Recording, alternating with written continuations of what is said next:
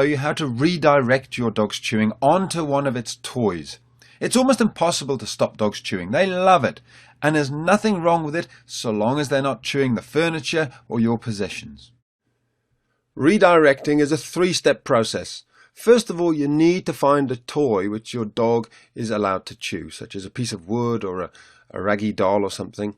Then you take your dog by the collar, move it away, and thirdly, you give it the toy that it is allowed to chew.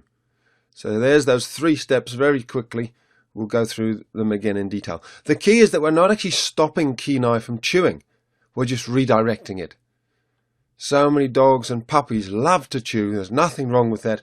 We've just got to help them understand some things they're not allowed to chew and other things it's fine to chew them.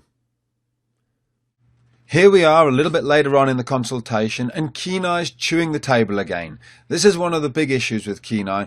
He's been chewing the table for several months, so it's a habit that's going to take a few hours at least to break. All we do is move him away very quietly and calmly. We don't give him any attention by speaking to him, and we simply redirect him back onto his stick. And look how quickly he trots off with it this time. Again, Kenai just needs to be shown the correct way to behave. He doesn't need to be shouted at. He doesn't need to be tapped on the nose. He just needs to be shown a kind and gentle way to behave correctly. As with all things, practice makes perfect. So take your time, stay calm, and just keep giving your dog the same calm, consistent consequences of actions. And your dog will get it in the end. If your dog insists on chewing the couch, after you've redirected them onto their little chew toy, then you can consider putting them into an isolation. You leave them there until they've stopped barking, and when they come out, they'll think twice about going back to chewing the couch.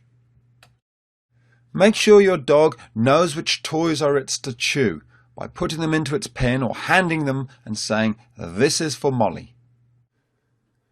Distraction is another word for the simple method that we've just gone through. Of course, it's always better if you can actually move the things off the floor. Here there's some wire meshing and a box of nails lying on the ground. Gemma's getting stuck into them. We all leave things around, but if you can move things off the ground, do that. It's so much simpler. It keeps you sane, it keeps you calm, and it prevents the dog from ever even making mistakes. Set your dog up to win. All we're going to do now is bring over a little distraction, and you'll see how quickly Jenna goes, "Fine, yep, that's my toy. I'm happy to chew that. Perfect." Of course, inside the site there's a whole load more videos about how to stop chewing and mouthing and biting and stealing things.